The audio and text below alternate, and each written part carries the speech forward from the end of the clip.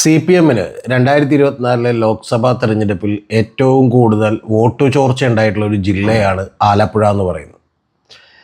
ആലപ്പുഴ മണ്ഡലത്തിൽ ഏതാണ്ട് 1,00,000-ലധികം വോട്ടുകൾ അവർക്ക് നഷ്ടപ്പെട്ടു. അതിനേക്കാൾ പ്രധാനപ്പെട്ടൊരു കാര്യം, ആ 1,00,000 വോട്ടുകൾ നഷ്ടപ്പെട്ടത് തന്നെ പ്രത്യേകിച്ചും ഈഴവ കമ്മ്യൂണിറ്റി എന്ന് പറയുന്ന ഹിന്ദു മതവിഭാഗത്തിലൊരു വിഭാഗം, അവരുടെ വോട്ടുകൾ സാധാരണ ഫിക്സഡ് ഡെപ്പോസിറ്റ് പോലെ CPM കരുതിക്കൊണ്ടിരുന്നതാണ്. ആ വോട്ടുകളാണ് നഷ്ടപ്പെട്ടത്.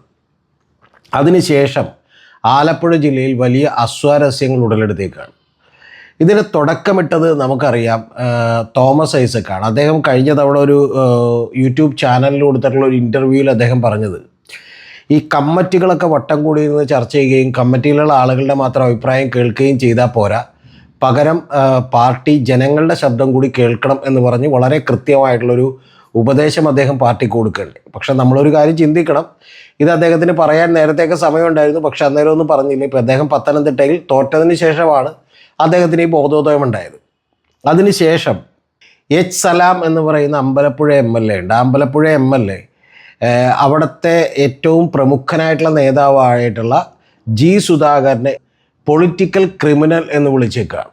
സുധാകരൻ ആരാണെന്ന് നിങ്ങൾക്ക് എല്ലാവർക്കും അറിയാം. അദ്ദേഹം നിരവധി കാലം MLA ആയിരുന്നു, 2 തവണ മന്ത്രിയായിരുന്നു, CPM-ൻ്റെ സംസ്ഥാന കമ്മിറ്റി മെമ്പറായിരുന്നു, സംസ്ഥാന സെക്രട്ടേറിയറ്റിലേക്ക് എടുക്കാമെന്നൊക്കെ പറഞ്ഞിട്ട് അദ്ദേഹം വേണ്ടെന്ന് പറഞ്ഞൊരാളാണ്.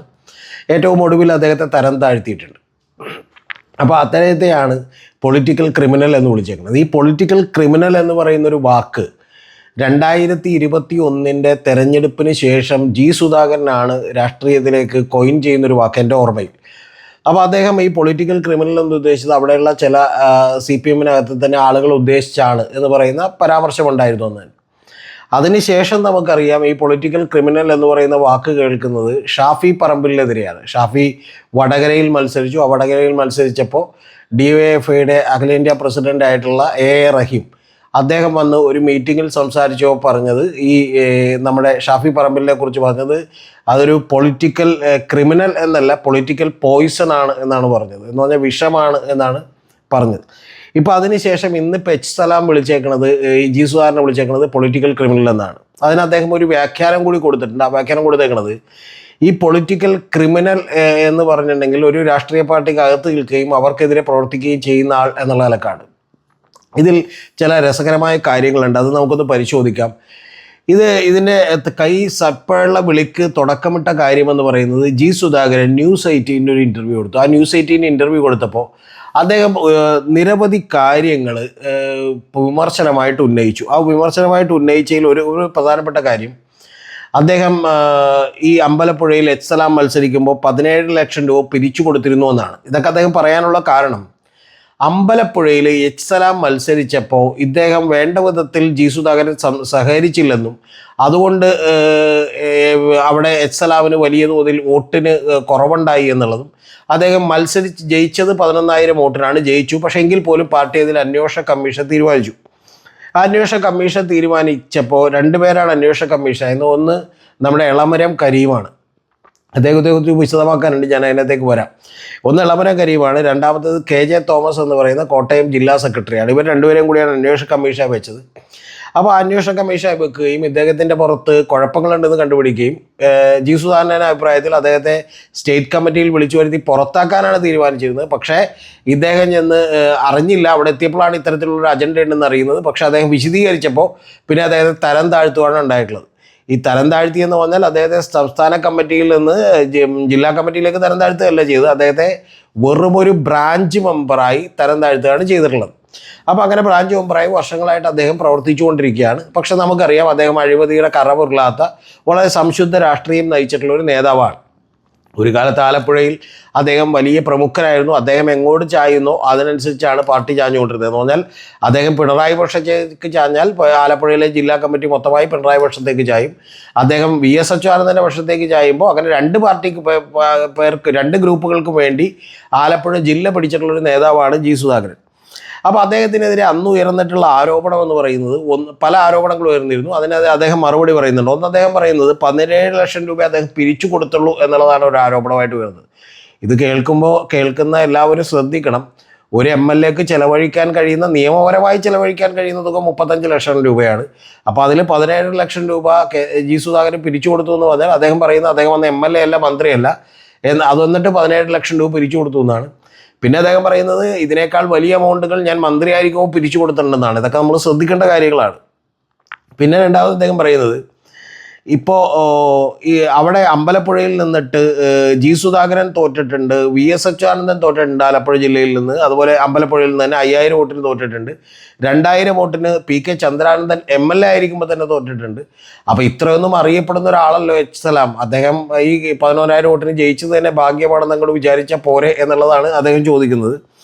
പിന്നെ നിരവധി ആരോപണങ്ങൾ അദ്ദേഹം ഉന്നയിക്കുന്നുണ്ട്. അതിൽ തന്നെ ഏറ്റവും പ്രധാനപ്പെട്ട ഒരു ആരോപണം എളമരം കരീമിനെ കുറിച്ചാണ്. എളമരം കരീമിനെ കുറിച്ച് അദ്ദേഹം പറയുന്നത്, ഇപ്പം എളമരം കരീം വടകരയിൽ സ്ഥാനാർത്ഥിയായിരുന്നു, കോഴിക്കോട് സ്ഥാനാർത്ഥിയായിരുന്നു. കോഴിക്കോട് കഴിഞ്ഞ തവണ 85,000 വോട്ടിനാണ് തോറ്റത്. ഇത്തവണ അദ്ദേഹം 1.5 ലക്ഷം വോട്ടിന് തോറ്റു. അപ്പോൾ ഇതിനെക്കുറിച്ച് അന്വേഷിക്കുമോ എന്നാണ് കളിയാക്കിക്കൊണ്ട് ജി സുധാകരൻ ചോദിക്കുന്നത്. ഈ എളമരം കരീമിനെയൊക്കെ നിങ്ങൾക്ക് ഓർമ്മയുണ്ടാവും. അദ്ദേഹം CITUവിൻ്റെ ഒരു വലിയ നേതാവാണ്. അദ്ദേഹം വ്യവസായികളൊക്കെ ആയിട്ട് വലിയ സൗഹൃദമുള്ള നേതാവാണ്. അദ്ദേഹത്തിന് വ്യവസായം കേരളത്തിലേക്ക് വരണം എന്നുള്ള താല്പര്യം കൊണ്ടായിരിക്കും അത്തരത്തിലുള്ളൊരു സൗഹൃദമെന്ന് ഞാൻ വിചാരിക്കുന്നു. വ്യവസായങ്ങളോട് വലിയ താല്പര്യമില്ലെങ്കിലും വ്യവസായികളോട് അദ്ദേഹത്തിന് വലിയ താല്പര്യമാണ്. അവരിൽ നിന്നൊക്കെ വലിയ തോതിൽ വിഭവ സമാഹരണം നടത്തി എന്നൊക്കെ ആരോപണമുള്ള ഒരാളാണ്. എന്താണെങ്കിലും അദ്ദേഹം, നമുക്ക് ഓർമ്മയുണ്ട്, ഒരു ഹർത്താലിൻ്റെ അന്ന് ഒരു ക്ഷേത്രത്തിലേക്ക് പോയിട്ടുള്ള ഒരു ഓട്ടോറിക്ഷക്കാരൻ അവൻ്റെ മുഖമിടിച്ച് നമ്മുടെ CITU തൊഴിലാളികൾ, ധീരരായിട്ടുള്ള തൊഴിലാളികൾ, അവർ പ്രഖ്യാപിച്ച ഹർത്താലാണ്. അവർ മുഖമിടിച്ച് മൂക്കിൻ്റെ പാലം തകർത്ത് ചോര വന്ന് നിൽക്കുന്നൊരു ഫോട്ടോയൊക്കെ നിങ്ങളെല്ലാവരും കണ്ടിട്ടുണ്ടാവും, വീഡിയോ ഒക്കെ. അന്ന് അത്തരത്തിലുള്ള ധീരപ്രവർത്തികൾ നടത്തിയിട്ടുള്ള സഖാക്കന്മാരെ കുറിച്ച് മാധ്യമങ്ങളൊക്കെ ഇത് വലിയ വാർത്തയായി കൊടുത്തതൊന്നും നമ്മുടെ കരീം കാക്ക് ഇഷ്ടപ്പെട്ടില്ല. അപ്പോൾ അദ്ദേഹം ഉടനെ തന്നെ പിറ്റേ ദിവസം ഒരു പൊതുയോഗത്തിൽ സംസാരിച്ചത്, ഇത്ര വലിയൊരു കോസിന് വേണ്ടി, ഒരു വലിയൊരു കാര്യത്തിന് വേണ്ടി ഹർത്താലൊക്കെ നടത്തുമ്പോൾ അവിടെ പിച്ചി മാന്തി എന്നൊക്കെ പറഞ്ഞാണ് മാധ്യമങ്ങൾ വരുന്നത് എന്ന് പറഞ്ഞ് കളിയാക്കി. ഇത് കേട്ടിട്ടുള്ള നമ്മുടെ വിനു വി ജോൺ, ബാക്കിയുള്ള ആരും മിണ്ടിയില്ല കേരളത്തിൽ. കാരണം പാവങ്ങൾ ഇവരുടെ അടിമകളെ പോലെ ജീവിക്കാൻ വിധിക്കപ്പെട്ടവരായതുകൊണ്ട് ആരും ഒന്നും മിണ്ടിയില്ല. പക്ഷേ ഇത് കേട്ടിട്ട് ചോര തിളച്ചിട്ടുള്ള വിനു വി ജോൺ എന്ന് പറയുന്ന ഏഷ്യാനെറ്റിൻ്റെ ഒരു ആങ്കർ ഉണ്ട്, നമുക്കറിയാം. അദ്ദേഹം വളരെ ജനപ്രിയനായ ഒരാളാണ്. അദ്ദേഹത്തിൻ്റെ ഷോയ്ക്ക് വലിയ റേറ്റിംഗ് ഉള്ളതാണ്. അദ്ദേഹം ഇത് കേൾക്കുമ്പോൾ അദ്ദേഹം തിരിച്ചു പറഞ്ഞൊരു വാചകം, ഈ എളമരം കരീമിൻ്റെ മുഖമിടിച്ച് മൂക്കിടിച്ച് പാലമിടിച്ച് ഇതുപോലെ ചോര വരുത്തണമായിരുന്നു, അവരുടെ വീട്ടുകാരെ ഇതുപോലെ ആക്രമിക്കണമായിരുന്നു, എങ്കിൽ കാര്യം കൃത്യമായിട്ട് മനസ്സിലായനെ ഈ പിച്ചി മാന്തി എന്നൊക്കെ പറഞ്ഞ് കളിയാക്കില്ലായിരുന്നു എന്നാണ്. ഇത് കേട്ടപ്പോൾ തന്നെ ഈ എളമരം കരീം പറഞ്ഞ വൃത്തികേടൊക്കെ വലിയ വിഷയമായില്ല. കാരണം ഇത് കേട്ടപ്പോൾ തന്നെ ശരിക്കും എളമരം കരീമിനെ ആക്രമിക്കാൻ വിനു വി ജോൺ ആഹ്വാനം ചെയ്തു എന്നുള്ള പേരിൽ പിറ്റേ ദിവസം തന്നെ കുറേ CITUക്കാർ വന്നിട്ട് അവർ ഏഷ്യാനെറ്റിൻ്റെയൊക്കെ ഓഫീസുകൾക്ക് മുമ്പിൽ നിന്ന് വലിയ ഗോഗ്വാ വിളിയൊക്കെ നടത്തി. എന്ന് പറഞ്ഞാൽ വിനു ഇരിക്കുന്നത് തിരുവനന്തപുരത്താണെന്ന് നമുക്കറിയാം. പക്ഷെ ഞാനന്ന് കണ്ടത് പൈപ്പ് ലൈനിലുള്ള ഏഷ്യാനെറ്റ് ന്യൂസിൻ്റെ ഓഫീസിൻ്റെ ഫ്രണ്ടിൽ വന്ന് ഇറങ്ങി വാടാ വിനു വി ജോണെ എന്നൊക്കെ പറഞ്ഞ് വിളിക്കുന്നതാണ്. വിനു വി ജോൺ അവിടെയല്ല ഇരിക്കുന്നത്, അദ്ദേഹം തിരുവനന്തപുരത്താണെന്ന് എല്ലാവർക്കും അറിയാം, ഇവർക്കും അറിയാം. പക്ഷെ എന്നാലും ഒരു ചെറിയ ഡോഗ് ഷോ എന്നുള്ള നിലയ്ക്ക് ഇവരത് അവതരിപ്പിച്ചിട്ട് പോയി. അപ്പോൾ അത്തരത്തിലുള്ള വളരെ പ്രഗത്ഭനായിട്ടുള്ളൊരു നേതാവാണ് എളമരം കരീം. അദ്ദേഹം ഈ അന്വേഷണ കമ്മീഷനായിട്ട് വന്നപ്പോൾ ഒരു ആലപ്പുഴയുടെ ഭൂമിശാസ്ത്രം അറിയാത്ത ഒരാൾ അദ്ദേഹം അന്വേഷണ കമ്മീഷനായിട്ട് വന്ന് ജി സുധാകരന് അനുകൂലമായി മൊഴി കൊടുക്കാൻ വന്ന 8 പേരെ ഭീഷണിപ്പെടുത്തി അവരെ കൊണ്ട് വാ തുറപ്പിച്ചില്ല എന്നുള്ളത് കൂടിയാണ് ജി സുധാകരൻ പറയുന്നത്. ഇത്തരം കടുത്ത ആരോപണങ്ങളൊക്കെ ജി സുധാകരൻ ഇപ്പോൾ എളമരം കരീമിനെതിരെ ഉന്നയിച്ചേക്കാണ്. രണ്ടാമതൊരു ചോദ്യം ഞാൻ ഓൾറെഡി പറഞ്ഞു, അത് 1.5 ലക്ഷത്തിന് തോറ്റപ്പോൾ ഈ എളമരം കരീമിനെ കുറിച്ചുകൂടി, കരീമിൻ്റെ തോൽവിയെക്കുറിച്ച് കൂടി പാർട്ടി അന്വേഷിച്ച് നടപടിയെടുക്കുമോ എന്നാണ് ചോദിക്കുന്നത്. ഇതിനെല്ലാറ്റിനും ഉപരി ഈ അദ്ദേഹം ചോദിച്ചിട്ടുള്ള ഏറ്റവും പ്രധാനപ്പെട്ട, ഇതിന് മറുപടിയൊക്കെ പറഞ്ഞിട്ടുണ്ട് കേട്ടോ. കാരണം ഇപ്പോൾ നമ്മുടെ സലാം വന്നിട്ട് ഇദ്ദേഹത്തിന് വലിയ പരിഗണന കൊടുത്തിരുന്നു ജി സുധാകരൻ എന്നൊക്കെ പറയുന്നുണ്ട്. അത് തന്നെ കൂടിപ്പോയി എന്നുള്ള നിലക്കുള്ള പല കാര്യങ്ങളൊക്കെ പറയുന്നുണ്ട്. പക്ഷേ ഇതിൽ ഏറ്റവും പ്രധാനപ്പെട്ടൊരു കാര്യം എന്ന് പറയുന്നത്, ഈ ജി സുധാകരൻ പറഞ്ഞൊരു കാര്യം, CPM എന്ന് പറയുന്ന രാഷ്ട്രീയ പാർട്ടി, ബാക്കിയുള്ളതൊക്കെ നിങ്ങൾ പത്രങ്ങളിൽ വായിച്ചായിരിക്കും, ഇതുമാത്രമായിരിക്കും വായിക്കാത്തത്, ശ്രദ്ധിക്കാതെ പോയത്. CPM എന്ന് പറയുന്ന ഒരു രാഷ്ട്രീയ പാർട്ടി ജാതി മത വർഗീയ സംഘടനകൾക്കും ശക്തികൾക്കുമെതിരെ പണിയെടുത്താണ് ജീവിതത്തിൽ വളർന്നതെന്നും അതുകൊണ്ട് അതിലുള്ള ചില അപജയം കൊണ്ടാണ്, അത് നടപ്പിൽ വരുത്തുന്നതിനുള്ള ചില അപജയം കൊണ്ടാണ് പാർട്ടിക്ക് ഇത്തരത്തിൽ വലിയ തിരിച്ചടി ഉണ്ടായത് എന്നും അദ്ദേഹം കൃത്യമായി പറഞ്ഞിട്ടുണ്ട്. അത് ശ്രദ്ധിക്കേണ്ട ഒരു കാര്യമാണ്. SNDPയും NSSും ഒക്കെ തന്നെ രാഷ്ട്രീയ പാർട്ടികൾ ഉണ്ടാക്കി മത്സരിച്ച കാലത്ത് പോലും CPM എന്ന് പറയുന്ന ഒരു രാഷ്ട്രീയ പാർട്ടി വളരെ ശക്തിയുക്തം ഇതിലേക്ക് എതിർക്കുകയും അത്തരത്തിലുള്ള ആശയപരമായ വ്യക്തത പാർട്ടി മെമ്പർമാർക്കും സഖാക്കൾക്കും ഒക്കെ കൊടുക്കുകയും ചെയ്തു. ഇത് പറയുമ്പോൾ ജി സുധാകരൻ പറയാതെ പറഞ്ഞൊരു വാചകവും കൂടിയുണ്ട്. അതാണ് എനിക്ക് നിങ്ങളോട് ശ്രദ്ധിക്കാനുള്ളത്. അതാണ് നമ്മുടെ പത്രങ്ങളും മാധ്യമങ്ങളും ഒക്കെ റിപ്പോർട്ട് ചെയ്യാത്തത്. അത് ഏറ്റവും പ്രധാനപ്പെട്ട കാര്യം. ഇതൊക്കെ പറയുമ്പോൾ കരീമിക്കയെ കുറിച്ച് പറയുമ്പോൾ കരീമിക്ക ഈ കഴിഞ്ഞ ഇലക്ഷനിൽ കാണിച്ചിട്ടുള്ള ഒരു അഭ്യാസം എന്താണെന്ന് വെച്ചിട്ടുണ്ടെങ്കിൽ ചില സ്ഥലങ്ങളിൽ അദ്ദേഹം കരീം ക ആയിരുന്നു, ചില സ്ഥലങ്ങളിൽ അദ്ദേഹം എളമരം കരീമായിരുന്നു. എന്ന് പറഞ്ഞാൽ ഹിന്ദുക്കളും ബാക്കിയുള്ള ആളുകളും ഒക്കെ ഉള്ള ഭൂരിപക്ഷമുള്ള പ്രദേശങ്ങളിലൊക്കെ എളമരം കരീമും, അല്ല മുസ്ലിംസ് തിങ്ങി പാർക്കുന്ന സ്ഥലങ്ങളിലെല്ലാം കരീം ക എന്ന് പറഞ്ഞ പരിപാടിയുമാണ് പുള്ളി പേരുമാണ് എഴുതി വെച്ചിരുന്നത്. എന്ന് പറഞ്ഞാൽ പെട്ടെന്നൊരു മാറ്റം പുള്ളിക്കുണ്ടായി. അപ്പോൾ ഇത്തരത്തിലുള്ള ഗിമ്മിക്കുകളൊക്കെ ഉപയോഗിക്കരുതെന്നും പകരം ഈ പറയുന്ന മത സാമുദായിക സംഘടനകളോട് എതിർക്കേണ്ട സമയത്ത് എതിർത്തുകൊണ്ടാണ് CPMനെ പോലെ ഇടതുപക്ഷ പാർട്ടികളെല്ലാം മുന്നോട്ട് വന്നത് എന്നും ജി സുധാകരൻ പറഞ്ഞു വെക്കുന്നു. പക്ഷേ നിർഭാഗ്യവശാൽ ഇതൊന്നും വലിയ ചർച്ചയായില്ല. അതുകൊണ്ടാണ് ഞാൻ ഈ വീഡിയോ എടുത്തത്. അല്ലെങ്കിൽ ഇതിനെക്കുറിച്ച് ഞാൻ വീഡിയോ എടുക്കേണ്ടതെന്ന് വിചാരിച്ചാണ്. ഇതിൽ നിന്ന് സലാം മറുപടി പറഞ്ഞേക്കണത് 7 തവണ ജി സുധാകരനെ MLA മത്സരിപ്പിച്ചു, അതിൽ 4 തവണ വിജയിച്ചു, അതിൽ 2 തവണ മന്ത്രിയായി, 1 തവണ നഗരസഭയുടെ പ്രതിപക്ഷ നേതാവായിരുന്നു, 1 തവണ ജില്ലാ കൗൺസിലിൻ്റെ പ്രസിഡന്റ് ആയിരുന്നു ആലപ്പുഴയിൽ. ഇത്തരത്തിൽ ഏതാണ്ട് 10-35 കൊല്ലം വലിയ സ്ഥാനങ്ങൾ കിട്ടിയ ഒരാളാണ്. അദ്ദേഹത്തിന് ഗൗരിയമ്മക്ക് കിട്ടുന്നതിനേക്കാൾ വലിയ പരിഗണന കിട്ടിയിട്ടുണ്ടെന്നും ഗൗരിയമ്മയെ പോലും പുറത്താക്കാൻ ജി സുധാകരനാണ് പ്രമുഖമായ പങ്ക് വഹിച്ചത് എന്നുമുള്ള സൂചനകളോ ദുസൂചനകളോ അടങ്ങിയിട്ടുള്ള ഒരു സംഭാഷണമാണ് സലാം പുറത്തേക്ക് വിട്ടത്. എനിക്ക് ഒരു കാര്യം ഉറപ്പാണ്, എന്താണെങ്കിലും ഇനി ഒരു സാധാരണ ബ്രാഞ്ച് മെമ്പറായിരിക്കുന്ന ജി സുധാകരനെ ഇനി എവിടേക്ക് താഴ്ത്തുമെന്ന് നമുക്കറിയില്ല. ഇനി താഴ്ത്താനൊന്നുമില്ല, എനിക്കിപ്പോൾ മാക്സിമം വന്നാൽ പുറത്തേക്ക് വിടാനേ ഉള്ളൂ. അപ്പോൾ അത്തരത്തിൽ പുറത്തേക്ക് വിടുന്ന കാലം പോലും വിദൂരമല്ല എന്നാണ് ഞാൻ വിചാരിക്കുന്നത്.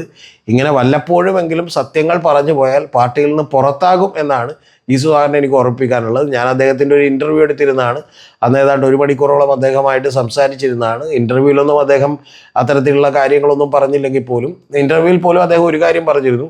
ഈ കർഷകർ മരണവുമായി ബന്ധപ്പെട്ട് അതിന് വായ്പ കൊടുക്കുന്നതുമായി ബന്ധപ്പെട്ടൊക്കെയുള്ള പ്രശ്നം ചോദിച്ചപ്പോൾ ഇത് കഴിഞ്ഞ ഗവൺമെൻറ്റിൽ ഇതൊന്നും ഉണ്ടായില്ലല്ലോ എന്ന് അദ്ദേഹം പറഞ്ഞിരുന്നു. അങ്ങനെ ചില സൂചനകൾ അദ്ദേഹം കൃത്യമായി തന്നിരുന്നു, പക്ഷേ ഒന്നും തെളിച്ച് പറഞ്ഞില്ല. അതിനുശേഷം ഏതാണ്ട് ഒരു മണിക്കൂറോളം കുറച്ചുകൂടി സൗഹാർദ്ദപരമായ മനസ്സോർന്നൊക്കെ സംസാരിക്കാൻ കഴിഞ്ഞു. അപ്പോൾ അദ്ദേഹത്തോട് പറയാനുള്ളൊരു കാര്യം എന്ന് പറഞ്ഞാൽ ഇത്തരത്തിലുള്ള സത്യങ്ങളൊന്നും CPMൽ പറയരുത്. കാരണം CPM തിരുത്തൽ പ്രക്രിയയിലാണ്. തിരുത്താൻ പോകുന്നത് ഇങ്ങനെയാണ്. സ്വന്തം കുറ്റങ്ങളും കുറവുകളും കുഴപ്പങ്ങളും ഒക്കെ പറയുന്ന ആളുകളെ പിടിച്ച് പടിക്ക് പുറത്താക്കുകയോ അല്ലെങ്കിൽ തരം താഴ്ത്തുകയോ ചെയ്തുകൊണ്ടായിരിക്കും CPM തിരുത്തൽ നടപടികളുമായിട്ട് മുന്നോട്ട് പോവുക. തോമസ് ഐസക്കിന് അതധികം അനുഭവിക്കേണ്ടി വരില്ല എന്നാണ് ഞാൻ വിചാരിക്കുന്നത്. കാരണം ഒരു പറച്ചിലോടുകൂടി അദ്ദേഹം അവസാനിപ്പിച്ചു. പക്ഷേ ജി സുധാകരനെ സംബന്ധിച്ച് അങ്ങനെയല്ല. അദ്ദേഹം ഇപ്പം തന്നെ ഒരു അറ്റത്താണ് എന്ന് പറഞ്ഞിട്ടുണ്ടെങ്കിൽ ഒരു അരികിലാണ് പാർട്ടിയുടെ. അതുകൊണ്ട് തന്നെ തൊട്ടപ്പുറത്തേക്കൊന്ന് തള്ളി മാറ്റാനായിട്ട് പാർട്ടിക്ക് വലിയ ബുദ്ധിമുട്ടുണ്ടാവില്ല.